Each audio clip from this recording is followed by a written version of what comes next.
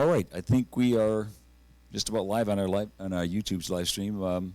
Good evening. It's great to see you all here this morning, this evening. Long day.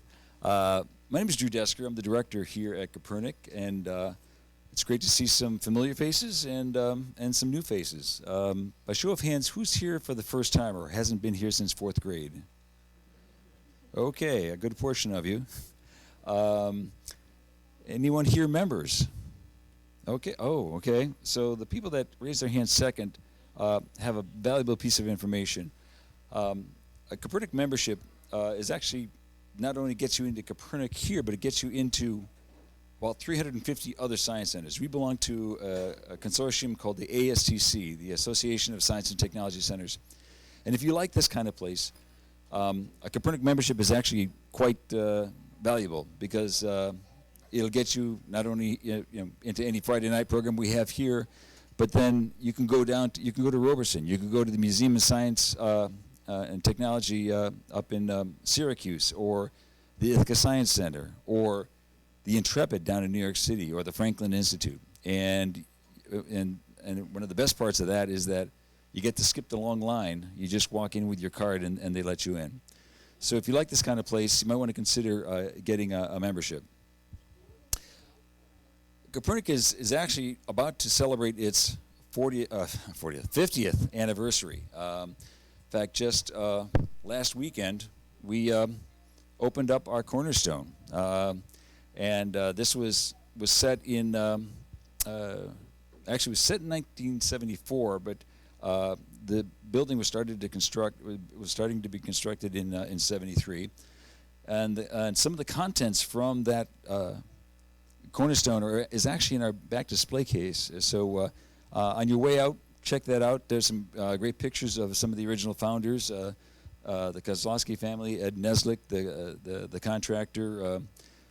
At one point, we actually had, as we were raising funds for Kopernik Observatory, Commander Jim Lovell of Apollo 13 was up and spoke at one of the fundraisers. This was 2 years after his Apollo 13 mission. So again, we are now kicking off our 50th anniversary celebration. We'll have a big gala in 2024 in October, and we've arranged for a number of really special events. I even arranged for a solar eclipse to happen next year. So we're really making a special effort to make 2024 a special year for us, and we'll be announcing some initiatives very soon. We're very fortunate to have an outstanding staff here, and this evening, one of our staff members, Jen Cartie, is going to be doing his presentation, but he's also going to tell you just a little bit more about what things you can find on our website and talk about our YouTube channel a little bit. So Jen, take it over.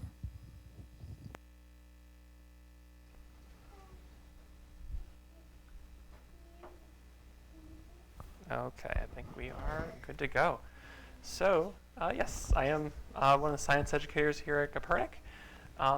And just a very quick thing, just because I know there's a lot of returning people, both on our live stream and here.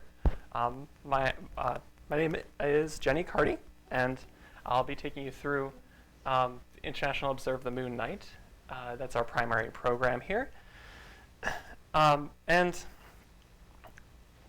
we're going to do first is I'll start by just introducing some upcoming programs, and then we'll get right into the moon topic. So if you go to our website, kopernik.org, that's where you can find more information about our facility and events coming up. One I will emphasize here is that next Saturday, October 28th, we'll be celebrating Halloween here at Kopernik with a trick-or-treating event called Hocus Pocus. And Hocus Pocus, you trick-or-treat through the building, and you do actually get treats. As you walk through, meet our educators. We'll have a couple activities. Like you'll be making bat straw rockets, so you can actually launch some bats through the air using rocket science. And we'll have our Spooky Universe Planetarium show If skies are clear, it's going to be a full moon on October 28th, so proper spooky. And we're pretty excited for that. This is Hocus Pocus 3, technically. We started in 2021, and we have a lot of fun with it. So if you are interested, tickets are available for 3 different sessions, 6 p.m., 7 p.m., and 9 p.m. You'd be here for 1 hour. It is a family-friendly event. I know it says a haunting night at the observatory. Think very family-friendly haunting. So don't let that concern you too much there. And you can buy those tickets online. If you just go to, this is our homepage. You could scroll down, click read more. And maybe once it loads, there'll be a link that you can go to buy tickets online. There's also us with the little cat lights out in the lobby there. There's a QR code you could scan for the same effect. I hope the internet didn't drop out on us. If it did, that's okay. Oh, did it? Uh-oh. All right, well, we'll see. It will, when that happens, it will come back online. So we'll just hold out for the moment. I do have these web pages preloaded. So, oh wait, there we go. Yeah, I had this one good to go. So you could come to the homepage and you'd find this link there with the 3 sessions. All right, so next up, I do want to mention the Kopernik Observatory YouTube channel. This is where you can go to interact with us online. So tonight we are streaming out our Friday night live stream for Observe the Moon Night. So we'll have some people watching that this evening. But we also do observing live streams. Our most recent one was in last Saturday, actually, where we watched the annular solar eclipse from Texas. We were hoping to do a dual live stream where you'd get the solar eclipse here and the solar eclipse in Texas, but Binghamton did what it usually does and clouded over. So no solar eclipse last week here, but one of the Kopernik educators and NASA solar eclipse ambassador, Sasha Zaleski, who's here this evening, she was down in Texas visiting family at the time and streamed out her view of that eclipse event. So you can go back and watch that version of the eclipse. It was even better. This little graphic here shows you the maximum eclipse for that area where she was. So this does say we have Orion and meteor shower coming up tomorrow. Unfortunately, it's also going to be cloudy tomorrow. So we'll hope for some clear skies somewhere this fall. All right. Then this leads us into our topic for tonight, which is International Observe the Moon Night. And as described, it is an international event organized by NASA to observe the moon across the globe. So you see all these events happening around the world. We are one of the events, and ours it's this one. It's scheduled for tonight because we were planning to do Orion's tomorrow. Technically, it is October 21st when they want you to observe, because the 21st is the first quarter moon. And they always hold International Observe the Moon Night on a first quarter moon. So we are just before that, but NASA's flexible, so we were able to fit it into our Friday night program. All right, so we might return to this website in more detail in a bit. I'll just mention briefly that you can learn more about how this event was organized. There's an FAQ there. If you ever find that, or you may either you want to, or you may know someone that wants to host an event where you are for International Observe the Moon Night, this is where you go for that. It doesn't have to be based with an organization. It could just be with your family even. And then it shows you ways to participate, how to observe the moon, what are your best tools for that. And then it gives you some really nice resources too, from moon maps to some activities you can do at home. And I'll be passing around some of those resources to you today. Okay, so let's go to the main presentation now. So International Observe the Moon Night. I love this graphic. This came from NASA, and it does a good job of showing what this event is all about. Because from Earth, while we might not be observing the moon at exactly the same time, on a given day over a 24-hour period, we are observing approximately the same moon. So on that first quarter moon, we all get to appreciate it across the globe. Phases of the moon don't change by location during the same day. And we'll see some of that a little later. So first I'm going to start us off with this amazing video that did premiere during AstroFest with Tish Brezzi, who's a NASA solar system ambassador. So I got to get those straight. Solar eclipse ambassador and solar system ambassador. So that's she showed this video, and I'd like to present it again here. So it's called Moonlight, and it's from the Lunar Reconnaissance Orbiter. I'm going to get the room a little bit darker.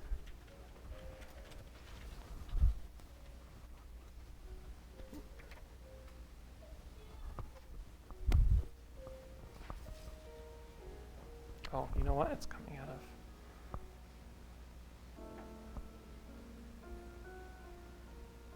I'm realizing, but bear with me a sec.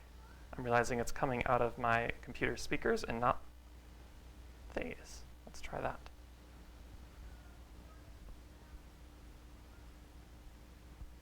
It confused me for a sec because it was surprisingly loud. Now I think it's overhead.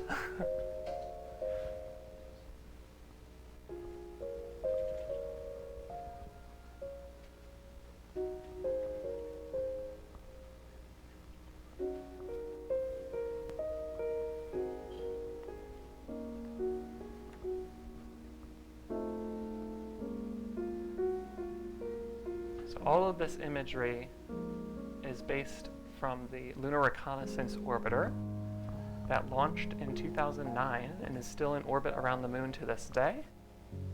In fact, its orbital trajectory makes it so it's getting closer and closer to the moon so that it can improve its resolution and continuously map out a higher res surface as the years go by.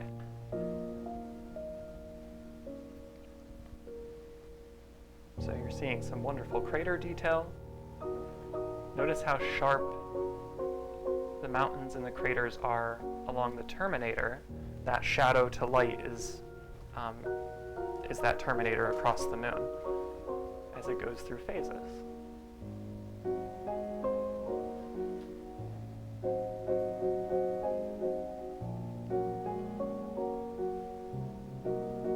And keep in mind too, this kind of time-lapse imagery doesn't happen very quickly with the moon because it's rotating just under once a month.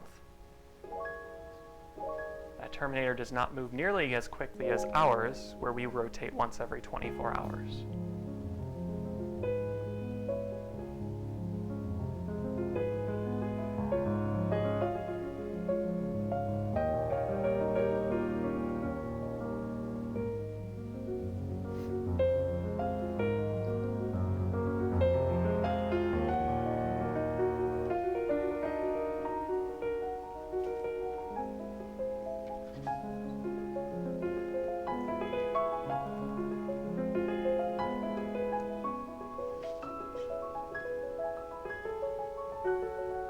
Our goal for this evening too is to hopefully be able to identify some of these larger craters and regions on the moon, both in terms of what they are exactly, craters versus the seas on the moon, and also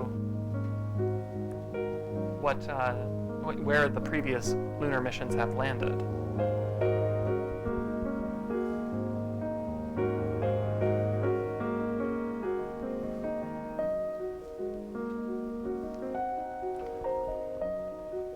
Notice the depth of some of the craters as well. That's going to become very important when we talk about the Artemis program and where they're eventually going to go, where they're sending the next astronauts to the moon.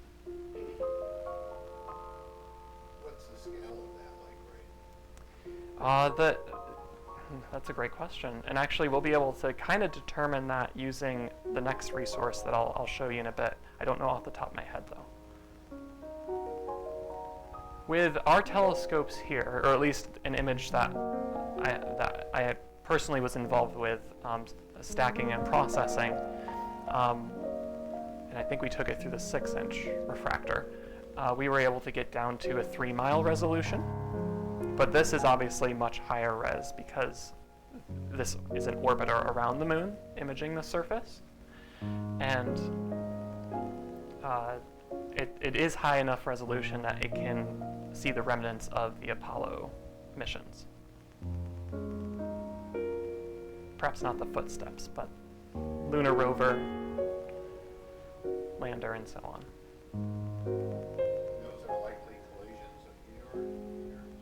The craters that we're seeing here are, yep, they're meteor collisions. And some of those, no, that's not quite right. There is actual footage of recent meteor impacts. And they're of course easier to detect when they're in shadow, because they'll appear as these brighter flashes of light. What we're seeing there, I'm pretty sure, is just pixelization. But you see those little flickers of pixels. So something has hit the moon in history. Yep, and in fact, the moon is it is helpful in protecting us a bit from some impacts. Now, a lot of what's out there right now, we aren't at any major risk of being hit by something large enough. The one they're watching the most closely is Apophis, which is going to be studied by what was called OSIRIS-REx, is now called OSIRIS-APEX. That's what it's called. So OSIRIS-REx just recently dropped off the sample from asteroid Bennu, and now it's on its way to asteroid Apophis to study that near-Earth asteroid. Because that one has a very slim chance, but a chance to impact the Earth within the next 100 years or so. Don't let that over-concern you. It's a slim chance. But let's carry on here. Since we talked a lot about the Lunar Reconnaissance Orbiter, I want to show you another resource that we can use to track what the LRO is doing. So if I back out of here for a moment and bring us over to this page, you can search for NASA Eyes on the Solar System, and you come to this launch page. You get eyes on the solar system, eyes on asteroid, eyes on Earth, eyes on exoplanets. You see it goes really in depth. And it's browser-based simulation. And I think that's very powerful because it makes it incredibly accessible. It's not an application you have to download or have a certain set of specs on your device. Most computers nowadays can run this program in the web browser, no hassle. So when you click Eyes on the Solar System, you come here. And that's exactly what it sounds like. You get an orbital view of the solar system and many of the missions that are active. So you can see things like the Parker Solar Probe. That's an orbit around the sun. You can see it's a heavily elliptical orbit because what it does is it gets super close to the sun, as close as it can without burning up and or being majorly affected. It can get through there and measure some of the heavy winds, the heavy solar winds, and even start measuring the atmosphere of the sun more closely. It's also responsible for a tremendous image of Venus recently that actually was able to identify the surface of Venus, visualize it in visible light. I do recommend checking that video out. NASA just recently released that one because we don't have great ways of visualizing Venus through its clouds, especially in visible light. But that video shows you the glow, the visible light glow of Venus at night. Venus is so hot that it actually glows not in infrared, but in red light. So that's what they detected with the Parker Solar Probe. So a little side comment there, but pretty neat. Then you see OSIRIS-REx out here, where it's traveling. You see this is Earth, the blue circle there, and OSIRIS-REx, we can zoom in a little bit, just dropped off its sample in September, and they're studying it now, actually. Plug for next week, OSIRIS-REx program with someone that was heavily involved with that mission. How did it drop off the sample? So it swung by Earth, and it had a capsule that it stored the material in, and that had a heat shield on it, and it landed in Utah. So it very similar to how other spacecraft land on Mars, for instance. They have heat shields too, very similar capsule designs. This was a very small one because they only collected, I think the total was maybe 250 grams of sample material from the asteroid Bennu. But yeah, now it's on its way to asteroid Apophis. And they haven't changed the name here yet, but it is called OSIRIS-APEX now. And what we're going to do is we're going to find the Lunar Reconnaissance Orbiter. So you just type in lunar, and it's down here at the bottom. IceCube, by the way, was related to the Artemis 1 mission that we'll talk about later. But we'll go to Lunar Reconnaissance Orbiter. It loads it up, and it shows you live exactly where the LRO is with respect to the moon. So I can zoom out here. You can see just how close it is in orbit to the surface of the moon. And it's trying to get closer and closer. Obviously, you don't want to risk hitting it. And part of the reason it can do this is because the moon doesn't have an atmosphere.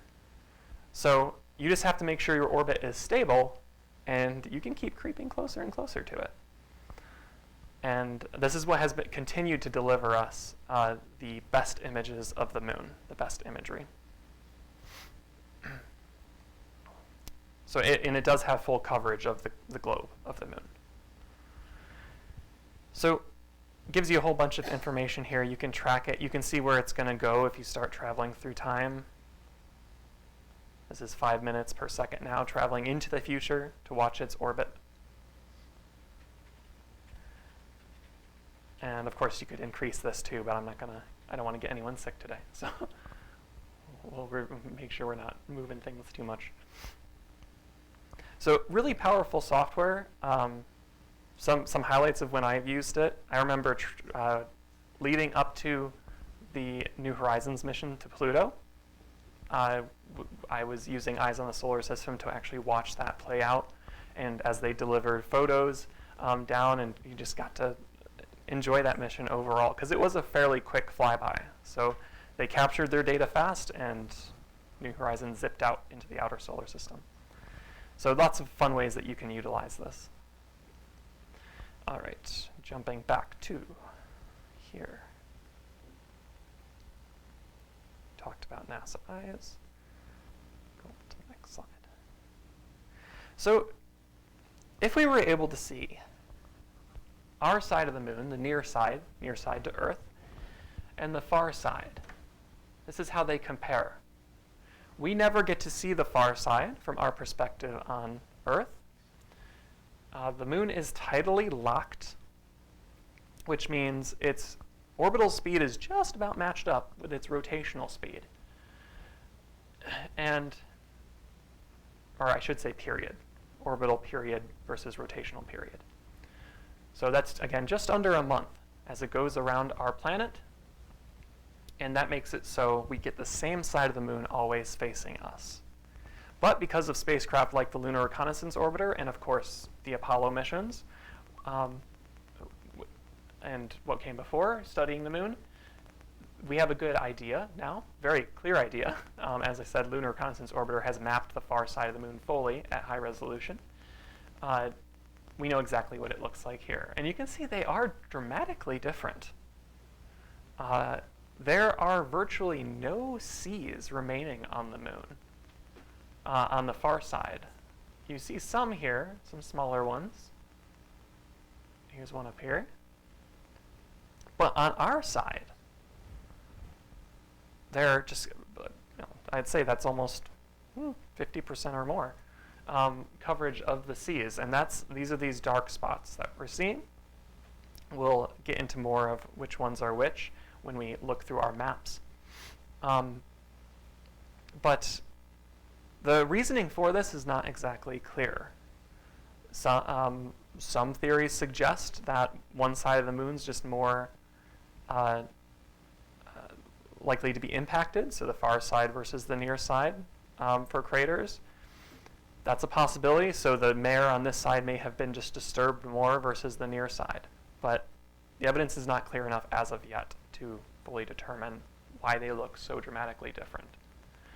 These seas are remnants of the moon's formation and the era of heavy bombardment, when lots of material was impacting everything in the solar system, from the moon to the Earth. And these are effectively remnants of lava lakes. So huge pools of lava on the moon that have since cooled down. So they're basaltic cooled lava. So just in case you were curious about what the far side looks like, I think I'm pretty happy with the side we get to see, because if we saw the far side, if it was flipped around, our eyes looking up at the moon in the sky would really not be able to see too much detail. You'd probably see this crater a bit, just like we see crater Tycho on our side. Maybe you'd see some of these little mare, but what works so well for us when we observe our moon in the sky is that there's a lot of contrast. There's the bright areas, there's the dark areas, and they have distinct shapes. So it's nice to have the near side, our near side. Oops, sorry. Jimmy, is there any ice on the far side? That actually leads us into our conversation a little later on with Artemis. Because they both receive about the same amount of sunlight, there's not going to be any more or less ice, I suppose, than the near side. Where we do find ice, and a good amount of it in a stable environment, is at the South Pole. So that's where they're interested in exploring next.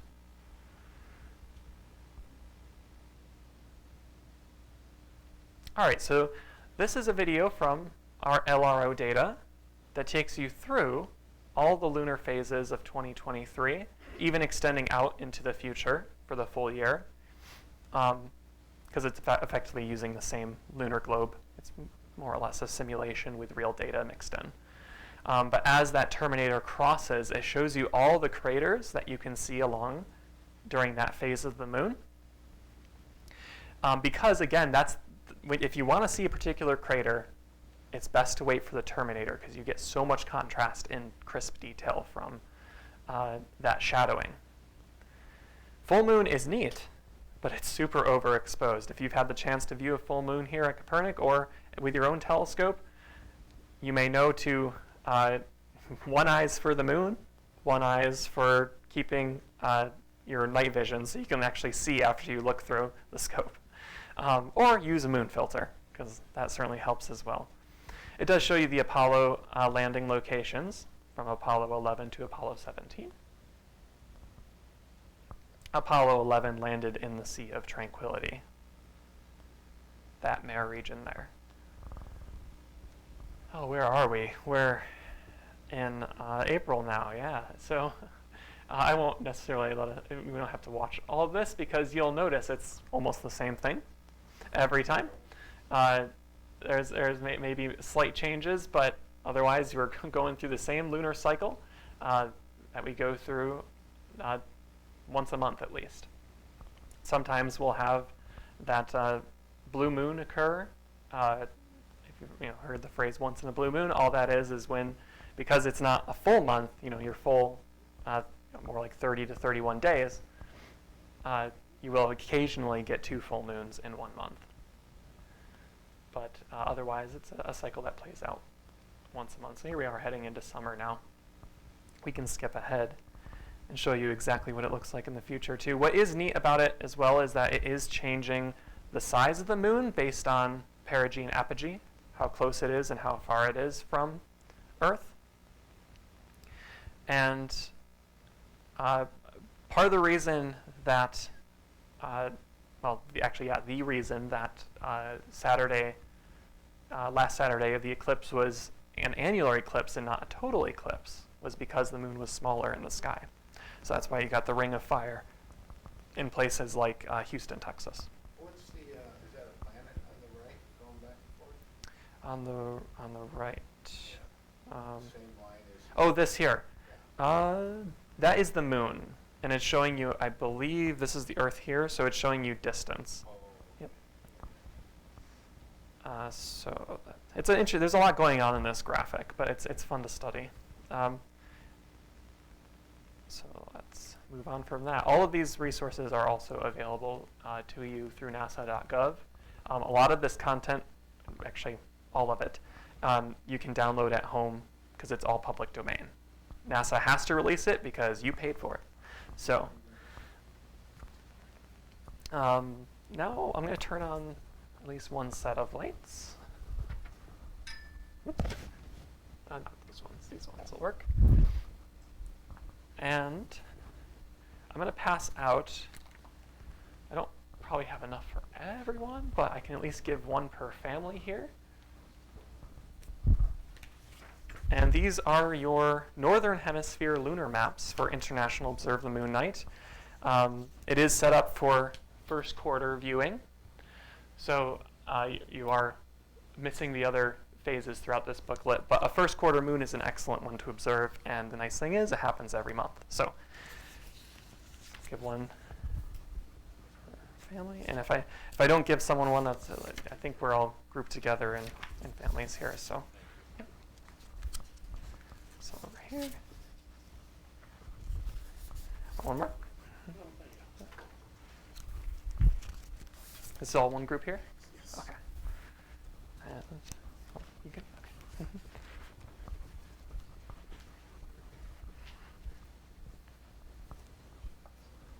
Actually, I do have a lot of extra, so after the program, if you want, you can come up and get more.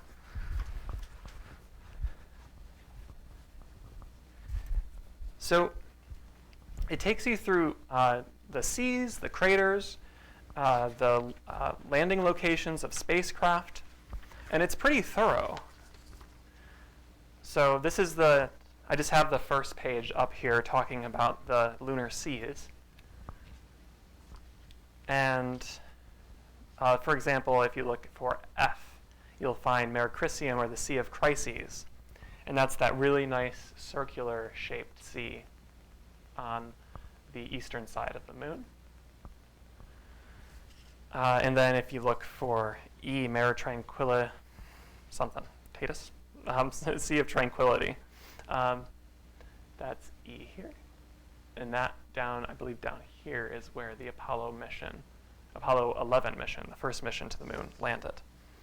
And you could compare that. There is the human landing sites on the third page. So, yep, Apollo 11 was right in this region of the Sea of Tranquility. A lot of those. There was Apollo 11 through 17. So what is that, 6? No, 13, thank you. Yes, 13 did not happen. You're right. Of course, there have been non-human missions, robotic missions to the moon that have landed on the surface as well. And that I don't know the exact figure of.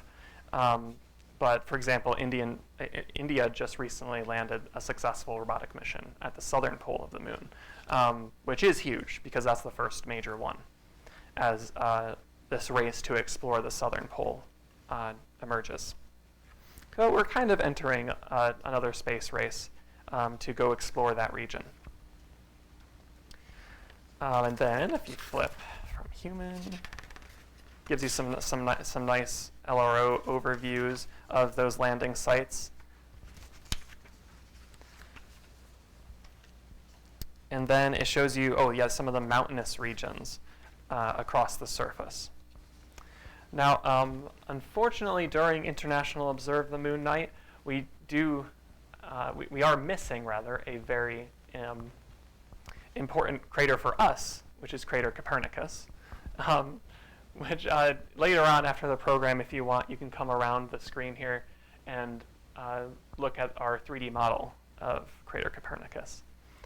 We'd of course like to observe that one here, and it is placed so that you can comfortably observe it along the terminator. It's just a little bit more to the west of what we're seeing here during a first quarter moon. So when we look at a 3D globe shortly, you'll see, I'll be sure to point out Crater Copernicus. So again, this is just a first quarter moon, and I really, my original plan was if we had clear skies, we would have had a camera set up at one of our telescopes so that we could stream a live view of it in here and we could explore that way. But again, yeah, cloudy skies, oh well. But any first quarter moon will do for this map. And I'm sure there will be plenty of other live streams going on tomorrow night that you could search through YouTube or the International Observe the Moon Night webpage that I showed you, so that you can learn more and watch along with other observatories and centers across the world. So that's a possibility too. Although there's nothing like seeing the moon for yourself. And even if you have a newer smartphone, for instance, this is something I always push because just how good the cameras are getting on smartphones. It's worth trying to take a picture too next time you see the moon, because it's really, some of the telephoto lenses on smartphones can capture a decent amount of detail as long as you get the exposure settings right. So worth a shot. I know there's one smartphone out there that has at least a 10x telephoto lens, which is pretty good. So give it a try. All right, now this is a resource that I really recommend because there's a lot of features to it, and it can even be used for proper research. So it's called Moontrek, and it is another NASA resource from the Jet Propulsion Laboratory. So we'll exit here, and we'll jump into the next browser page. So, there we go. This is a projected view of the lunar surface. All of this data, in this case, was picked up by the Lunar Reconnaissance Orbiter. And just to test this out, I promised that we would take a look at Copernicus crater. So we're going to zoom in. And, yep, the internet's back. That's good. You can see just how crisp the detail will get. And it really does show, like, here's a couple of little tiny craters here, and they get tinier. So we're pushing it a little bit now, but we can measure any of these little craters using the distance tool. So you click the little hamburger icon there and calculate distance. You can do it in a couple different ways, but we're just going to do a line because we can just measure the diameter. So we'll try this one. So you click just a little bit, just about there, and then it spits out that that is 141.4 meters in resolution. And this, I think, even might not be the newest data, because I have seen at least crisper images of the surface, so perhaps they haven't mapped it out fully. I think you can also go into their data and map out specific regions that are higher resolution. I haven't explored that too much yet, but you can scroll down and they have the different landing sites. And there's 10,000 results worth of adding data to the moon. This is where the research element comes in, and why I haven't looked into that aspect too extensively yet myself. But it is powerful software. And you can even do things like, one, turn it into a globe. So you can change the projection, turn it into a 3D globe. We'll zoom out here. That looks weird. Let's try refreshing the page. Maybe the internet is misbehaving again. Try the globe again one more time here. So how wide is your namesake crater? Oh, we can try that. I don't know off the top of my head, but let's go to Copernicus. Some weird artifacting going on. I'm not sure why that is, but we can at least see the layer data. So let's, this is a good point too, to measure the distance. It does not like the glob view because you're trying to measure a 3D sphere with a line that's not accurate. So let's return back to our regular view. That's our global map.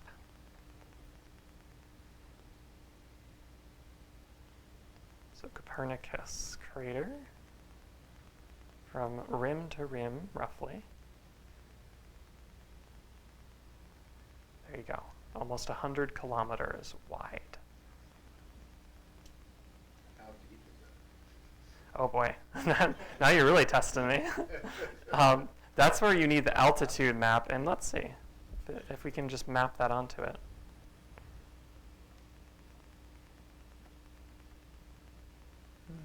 Not readily popping up there. What about over here?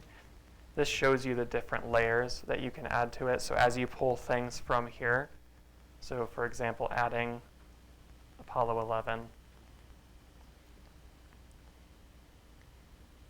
it'll show you the actual surface features. There's the lander.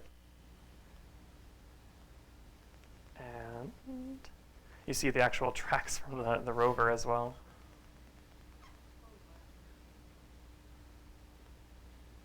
Seismic experiment that was left behind. So yeah, it was pretty extensive. I'm not sure exactly how to get the altitude measures on, but lots to explore. One other thing I like to do with I like it with the globular view also.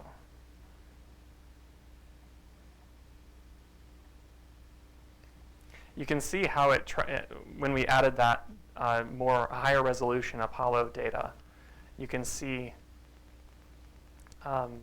just how the Lunar Reconnaissance Orbiter maps things out. It's doing it in these lines as it orbits. So it takes this data as it goes around the surface, or yeah, as it gets close to the surface.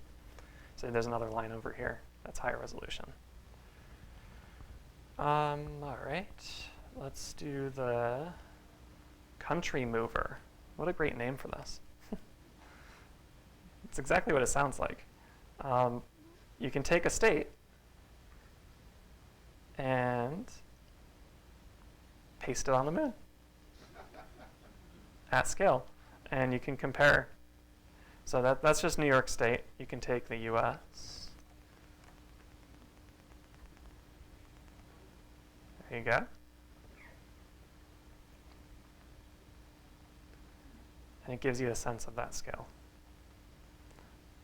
Perhaps better than just looking at numbers. You have some semblance, if you've traveled around a lot, how big states are comparatively. I think that practical knowledge is really useful for understanding the scale of these objects in the solar system. So I recommend the country mover here too. And then you can really dive deep into aspects of this program. I'm going to turn the global map back on. And if we return to crater Copernicus, you can take a block of data from this lunar map, and you can generate a 3D print file, just like that. It'll generate an STL file and we've done a lot of 3D printing recently. You can literally just put that into your slicer, which slices the model up into layers, and then the printer prints it out, and you have a partial map of the moon. So that's powerful in itself. You can also do something really fun. If you have even just a simple virtual reality headset of any kind, you go into Experience Trek VR. And then it gives you instructions on how you use it, but I'll show you. You draw a path across a region of the moon that you want to explore in 3 dimensions with your eyes. So you're actually seeing in stereoscopic 3D with this because you're using a VR headset. And it's a nice flyover view as well. So it's almost like you're in the Orion space capsule or on the Lunar Reconnaissance Orbiter as it collects all this data. So let's just do a flyover across Copernicus crater. So we click one spot, and then we can double click to end because you can also do a whole bunch of paths if you wanted to, but we're just going to double click here to end it. It gives you this QR code, and then you literally just take your phone out, scan it with your phone's camera, and it comes up. I apologize that I can't show this on the screen. No, I can. I had to think about that.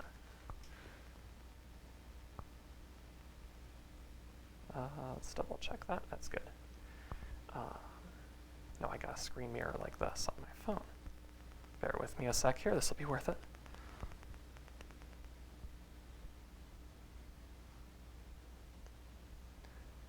Okay.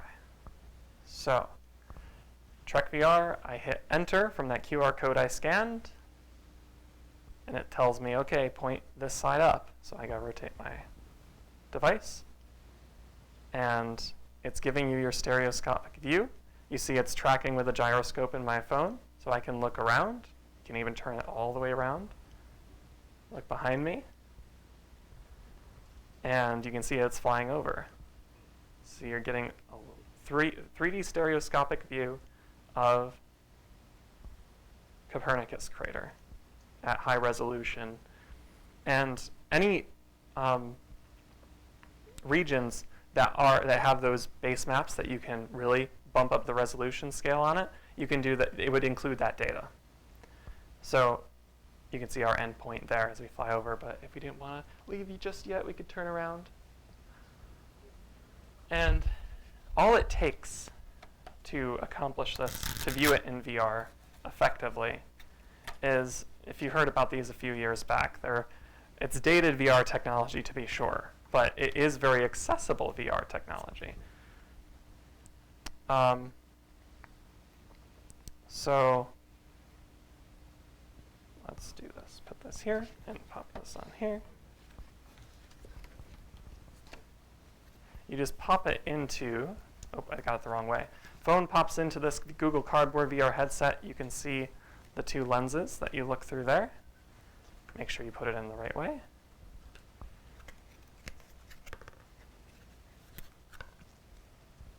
Lock it in place, and then you view it using the lenses in the headset, and I am seeing this in three dimensions. Look at my endpoint there. Am I still flying? Yep, I'm still flying. Now, because this is based on fairly simple VR technology, it can be a little bit dizzying. It's gotten a lot better in the modern devices, but pretty neat.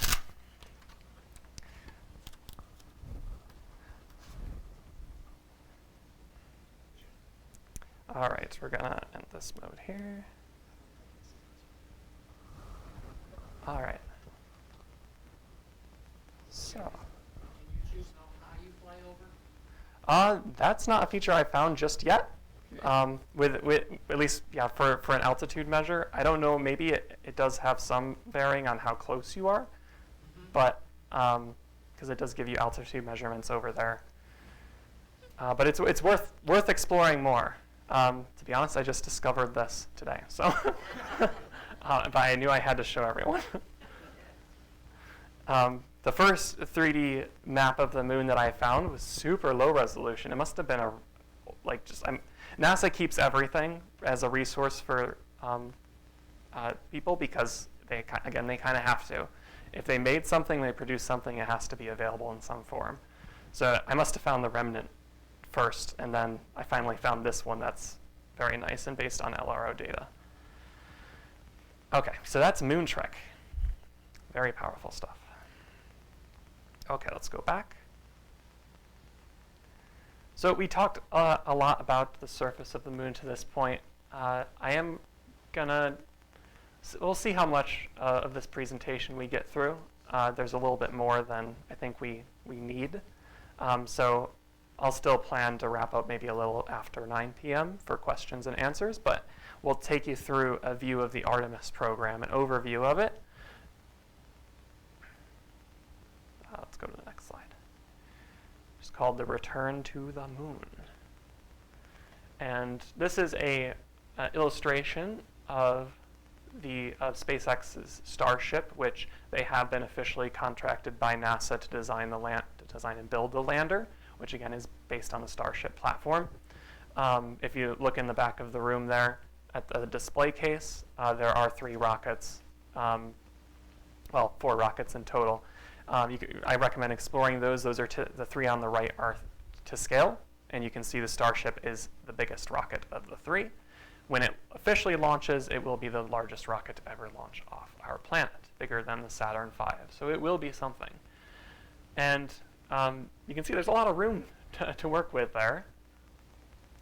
They have the astronauts on the new lunar rover exploring. And it's giving you a sense, too, of how many astronauts might be on a mission like this. 3 or 4 touching down on the surface. And you can see the Earth at proper scale in the background there. Okay.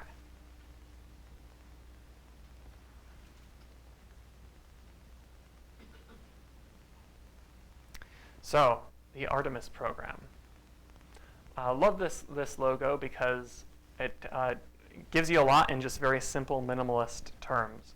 So you have the Earth, you have this red pathway going through a very Apollo era like A, standing for Artemis in this case, all the way to the moon. But the reason, of course, that pathway is red is because Artemis is viewed as the precursor to the Mars mission, the human Mars mission. It's designed to prepare technology both through private space companies like SpaceX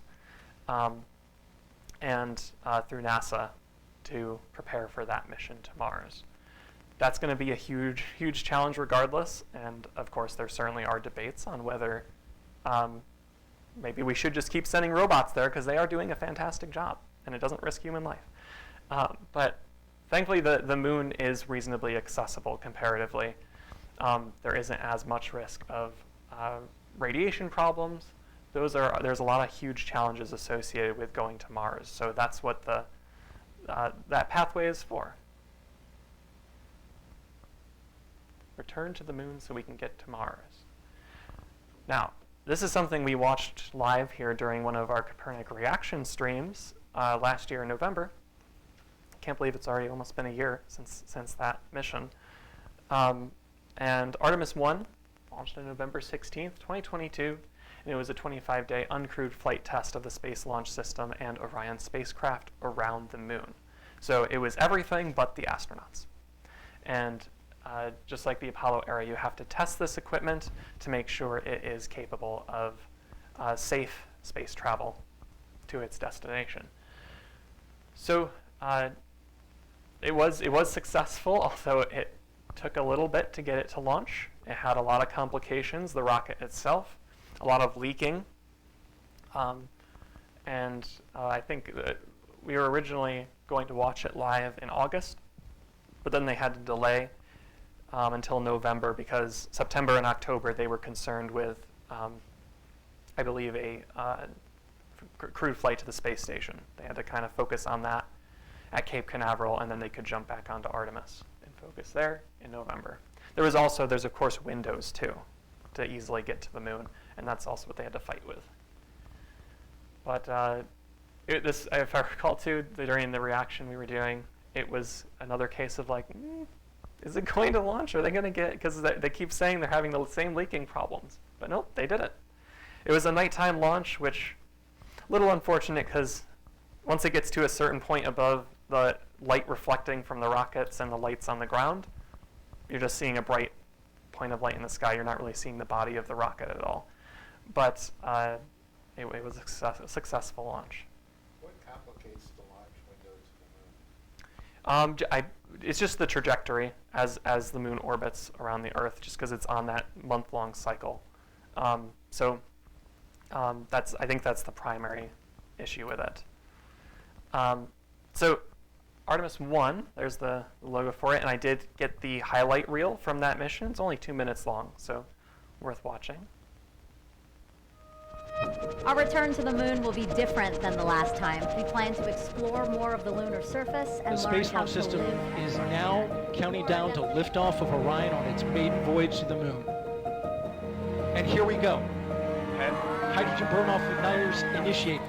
7, 6, 5, 4-stage engine start. 3, 2, 1. Boosters in ignition. And liftoff of Artemis 1. We rise together back to the moon and beyond. We are all part of something incredibly special, the first launch of Artemis.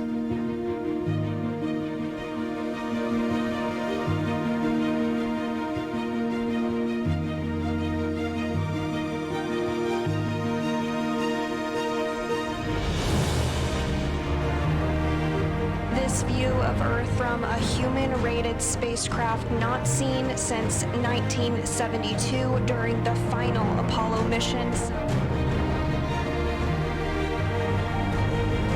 Just a flight test dummy there, not a real astronaut. Distant retrograde orbit. We're going to be about 38,000 miles away from the lunar surface. We're going beyond anywhere we ever went for That Apollo. image is amazing. And that one too. The Orion spacecraft is barreling its way back home after circumnavigating the moon and beyond in an elliptical distant retrograde orbit. And touchdown. Splashdown. Orion back on Earth.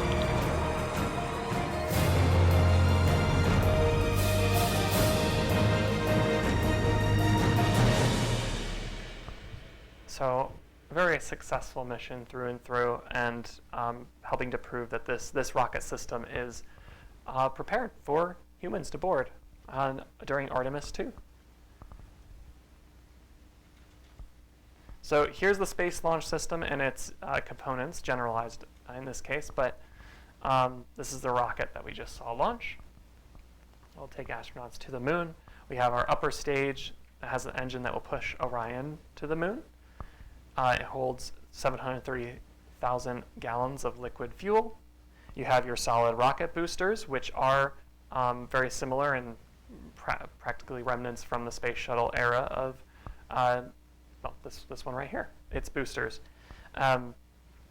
So that was this program, the Space Launch System, has been under development for even before the Space Shuttle program, and it's gone through a number of phases. It wasn't even always called Space Launch System, and its goal was to use space shuttle parts. So it's not the most efficient rocket in terms of price or design, but it worked. So there's that at least. And then the engines provide 2 million pounds of thrust. The system still has the same issue with respect to the O-ring. Oh, thank you, yes. Let's go back here so the video doesn't play. I would think that they did look into that because that obviously was a big issue with the space shuttle. But I don't know for sure. As a NASA engineer, I would hope they would have.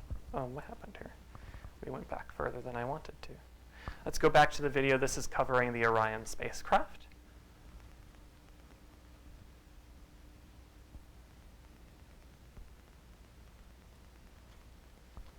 And it's a blown up view of its components. This is basically at the top here, you see all these components. It is effectively an escape system, a launch abort system. If something goes catastrophic, there is a chance to use this to save the astronauts inside the capsule. That would be used during the launch procedure.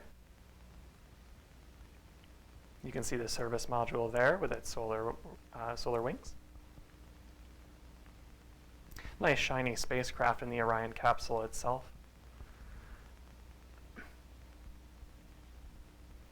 And it's just this component here that would return to Earth. So are the astronauts in that? Mm-hmm. That's where they live. It's a bit more roomy than the Apollo era capsule, but not by much. it's still going to be a little cramped. And it's designed to be up to 4 astronauts in there. So certainly still a little bit of a tight space to work within the bounds of.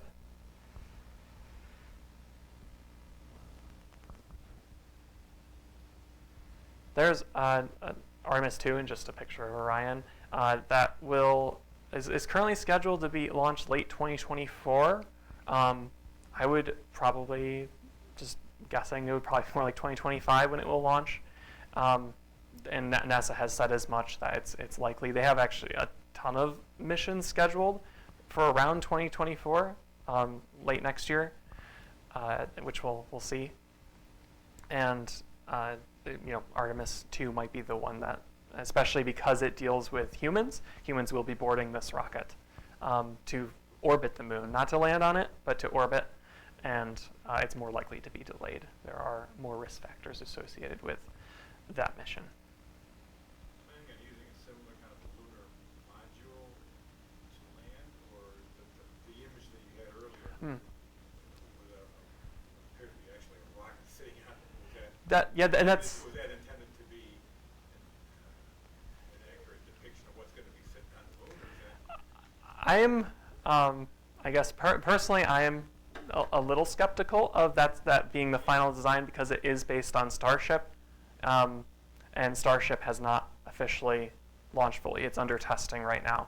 So NASA did contract SpaceX to build the lander, but they're not the only ones involved, and NASA has their own designs as well. So that's when we get into Artemis 3, where they do have to land on the moon, and why, if any mission, Artemis 2 is kind of ready to go because it's going to follow the same procedure as Artemis 1.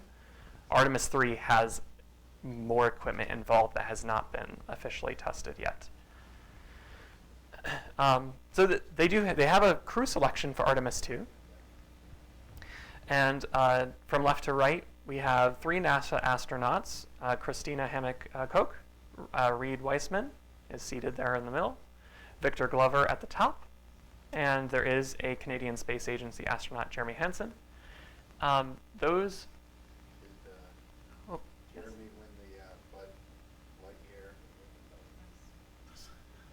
Lightyear lookalike? Oh, the Buzz Lightyear lookalike. Story guy. Oh yeah, right. I can see that. Yeah, that's pretty right. Like, especially like with the newer movie out too. Like yeah, very similar. This does show that this is going to be a bit of an international endeavor, both with the Artemis missions in general, but also with the coming space station as well, which we'll see in a moment. The ISS is heading towards the end of its life. It'll be 2031 when they're going to have to figure out how to bring that back down and burn it up in the atmosphere without astronauts aboard, of course. So they're transitioning to a lunar space station next, which is going to have international involvement. So Artemis has become that carryover, which I think is incredibly valuable, that we'll continue to see that even when the ISS has left us.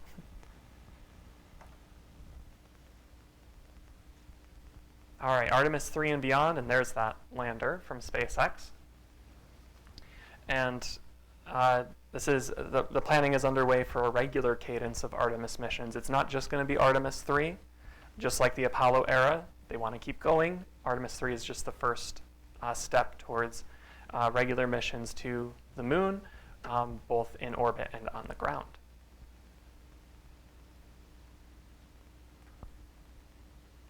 Now, the landing site for Artemis 3 is going to be at the South Pole. And the reason for that, this depiction of the South Pole shows you there are deep crater regions at the pole that do not see sunlight, making them the coldest regions that have been measured in the solar system. That means they're fairly undisturbed for billions of years, and that's going to help us study the early solar system for one thing, but also this is where water exists on the moon in a very stable state, embedded in the regolith at the South Pole. So because there's water there, of course that can function as a life support mechanism. The less things you have to bring, the better. And water in particular can be heavy in terms of space exploration. So they can use it for that, but more importantly, perhaps, they can use it for rocket fuel. All you have to do to make rocket fuel is split water into its parts, hydrogen and oxygen, and that makes the moon potentially a way station for other missions to come in the future. It's just about harnessing that water at the South Pole, and that's why it's become a very area of interest on the moon from not just the U.S. but countries across the globe. So, water at the South Pole. That's where the Artemis mission will land. Now, this is looking a little bit beyond. Home. Before this video plays, there's a chance that Lunar Gateway will launch along with Artemis 3. In fact, some of the parts they want to start launching late next year, which is why I said, 2024 is getting very dense with what they want to do. And we'll have to see how that plays out. But either way, they want to launch Lunar Gateway, so that it is a functional space station during the later stages of the Artemis program. And it is a space station. It's not nearly as large as the ISS, nor will it be nearly as roomy, but it's also not designed for super long duration space flight. There's an astronaut that was on board the ISS for more than a year. And they're starting to bump up that timeline for astronauts because they're preparing them and studying them for Mars missions, which are going to be a lot longer. But the Lunar Space Station will just be 1 to 2 month long missions. So it doesn't need to be near, well, it'd be nice for it to be comfortable, but it's also would be much more expensive and much less likely for them to actually construct properly at that distance. So they've gone a simpler route. So this is about Lunar Gateway. For me, home is where my family is. But there have been times in my life where I was called away from my family for extended periods of time. While I was serving in the Marine Corps, it was hard to be away from my loved ones. But thankfully, I had my squadron family, but other places where we were stationed around the globe became a temporary home. Then, in 2009, I launched the International Space Station, traveling even farther away from my family, conducting science 250 miles above the Earth. The space station was an orbiting home for my crewmates and myself. Talk about a room with a breathtaking view. With Artemis, NASA will send the first woman and the first person of color to the moon. We are going there for the benefit of all here. We'll need a place to orbit around the moon, where we can live and work, a place to get ready for our Lunar Surface expeditions, and a place to return to when our work on the Lunar Surface is complete. We need a lunar home away from home. This will be the Gateway. Starting with the power and habitation modules, the Gateway will be the first long-term outpost in lunar orbit humans have ever had. Prime for new discoveries, this orbiting laboratory will provide us with a unique view of our solar system. And it's already becoming a beacon for the future of international and commercial cooperation in space. With increasing capability and longer missions over time, the Gateway will be a powerhouse of technology and science, paving the way for future human missions to Mars. Design and fabrication of Gateway elements by NASA and our international partners is well underway around the world right now. Wherever you are on planet Earth, today you are part of the Artemis generation. I'm NASA astronaut Randy Bresnick, and I invite you to join us by following NASA Gateway on social media and telling us where you call home.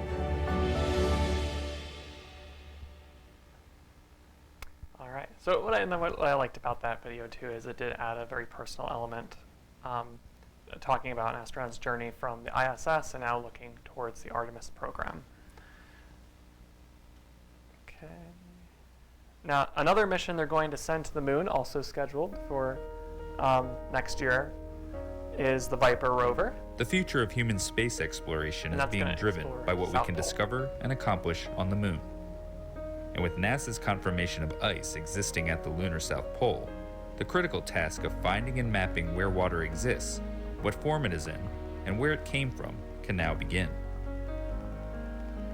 Leading us on that journey will be NASA's first mobile robotic mission on the moon, known as Viper, the Volatiles Investigating Polar Exploration Rover. It will be delivered to the Nobile region of the South Pole as part of NASA's Commercial Lunar Payload Services Initiative. This region sits just outside the western rim of Nobile crater and covers an area of 36 square miles. As the first ever resource mapping mission on the surface of another celestial body, Viper will roam the surface equipped with 3 science instruments and a drill to detect and analyze various lunar soil environments at a range of depths and temperatures. The rover will venture into permanently shadowed craters, some of the coldest spots in the solar system, where ice reserves have been preserved for billions of years.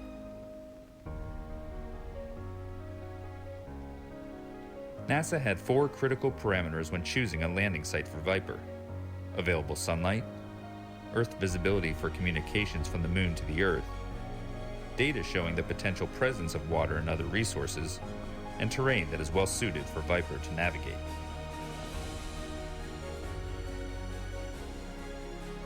The area to the west of Nobile crater met these conditions. Once on the surface, Viper's mission will last 100 days and cover between 10 to 15 miles. And while a baseline traverse route through the Nobile region has been identified for the rover, the scientific discoveries Viper makes along the way will actually influence where the mission team sends it next, so its planned route will most likely change. During its travels, Viper will visit at least 6 locations where data suggests ice could be found.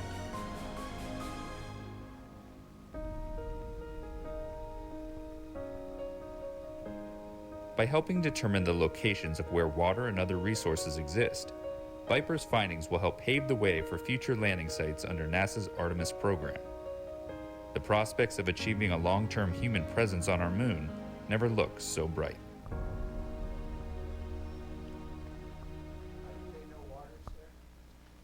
I can't remember when they discovered it and what mission did.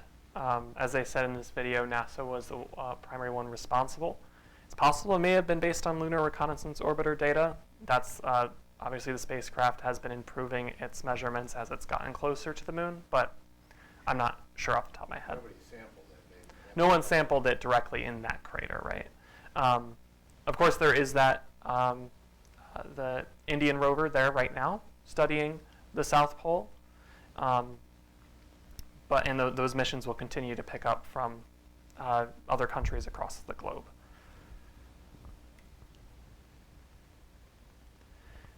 All right, now looking beyond Artemis 3, these are just, one of these things is very conceptual coming up, but it's fun to talk about.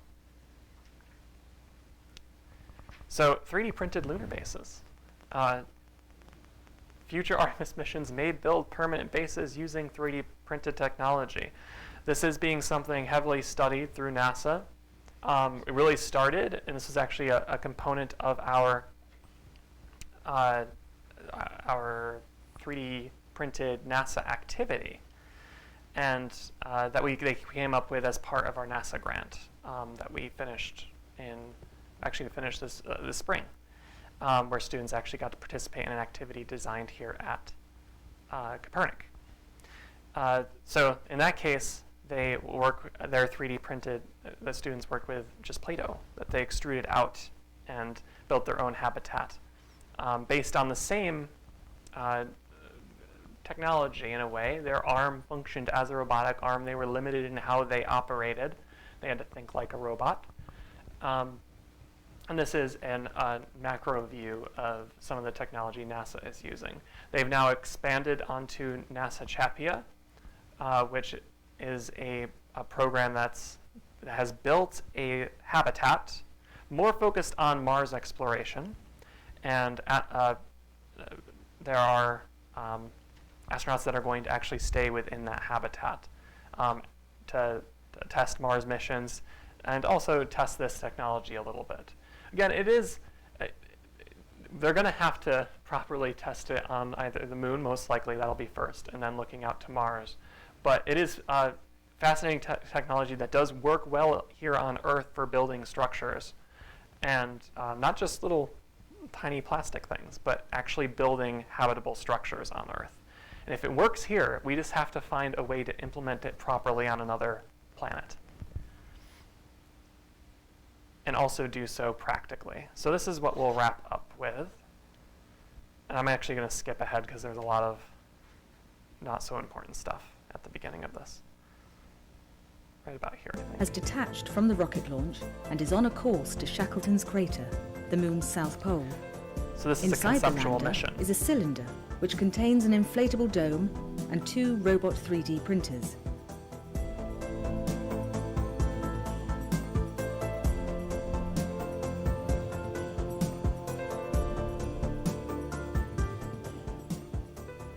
After the cylinder containing the habitation capsule has been unloaded, a dome is inflated from one end. This provides the support structure for construction, a little like scaffolding is used to build on Earth. Like our planetarium. The lunar habitation is built by a robot-operated 3D printer. At one end, it has a scoop to collect the regolith.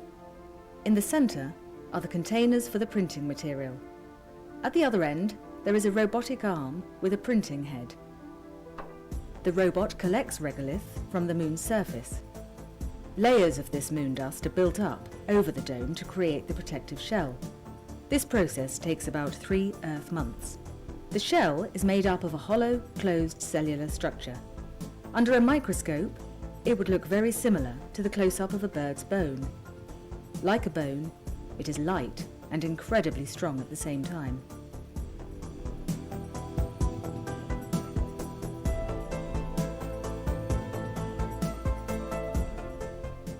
When the lunar base is complete, it can house 4 people. Inside the dome, they are protected from meteorites, gamma radiation, and high temperature fluctuations. The original capsule functions as an airlock and technical support module. The skylights draw daylight into the living and workspaces, which are sheltered within a pressurized enclosure. This method is a pioneering advance in space-age construction. At Foster & Partners, we're used to designing for some of the world's most extreme climates. We often use materials found locally to create sustainable buildings on Earth. While the moon is an exciting new territory for architecture, the value of this logic endures. So, a bit sci-fi, to be honest, but it's all about scalability, and again, how can you implement our technology we're using here on Earth right now with 3D printed structures onto another world. And it does solve very practical problems if they can get it to work effectively. So, for example, I mentioned you don't really want to bring a lot of heavy radiation shielding, meteor shielding with you if you can avoid it. If you can send the necessary habitat, a very basic structure that provides a seal but isn't too much more involved. You saw it was like a kind of inflatable structure. Then you can find a way to build material around that using what's already on the moon or Mars. And that's the goal here. But it's just about trying to find a way to scale it up properly. So maybe not quite on the immediate horizon, but technology that is being worked on now.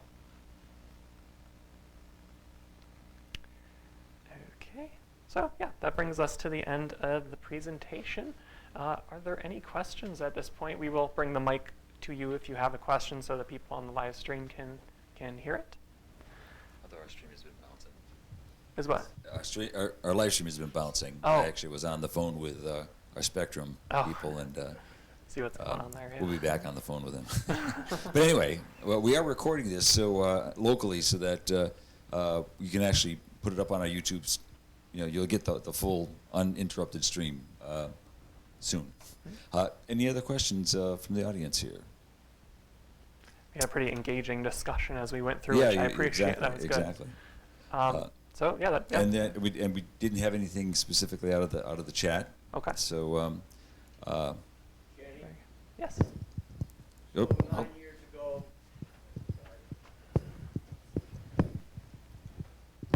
Thank you. About 9 years ago, Jeanette Ebbs visited us here at Kopernik, and I know she's part of the astronauts being considered for Artemis, especially for the ones they're going to land on the moon. Do you know any follow-up to that? I don't. Of course, she hasn't been officially selected, but I have heard, as you have, that she is a possible candidate. Of course, she is going to fly her first mission. So, I mean, maybe that will come into play on what happens next. She's flying aboard the SpaceX Dragon capsule Crew 8 mission. So she'll be on the ISS over several months, and I imagine maybe we would hear more after that. But I know she's a candidate. And for those that may not know, Jeanette Epps grew up in Syracuse, so semi-local astronaut. She also signed our wall out in the Astronaut Wall of Fame. She visited here in 2014, I think. Right, exactly. Yeah. So. Any other questions? All right. Well, Jenny, thank you so much. Really appreciate the in-depth coverage and especially some of that 3D stuff, the virtual reality stuff. Outstanding. And I think I need to retire just to start looking and start playing with all this stuff here. But next week, I don't know if you mentioned it, but next week our presenter is actually a scientist out of the University of Arizona. If you recall, there was a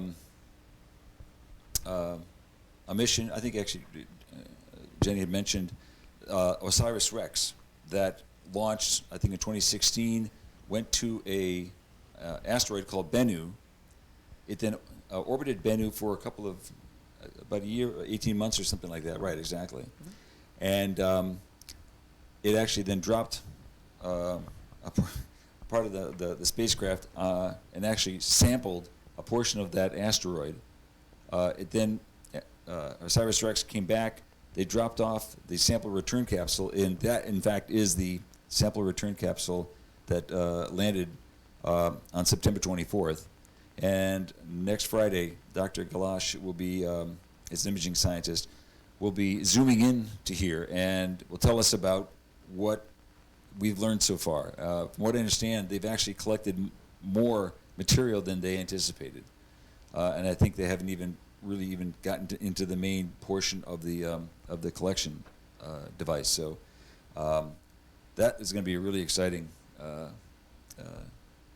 program. So again, if you can't be up here with us, please watch us on the YouTube, and we'll work on stabilizing that YouTube stream. I don't know if everyone got an opportunity, but if you haven't yet, we'll be happy to take you in and give you a tour of the telescopes and show you some of the images that we've taken with our scopes here. So, anyway, Jenny, thanks again for outstanding show, and thank you for coming up.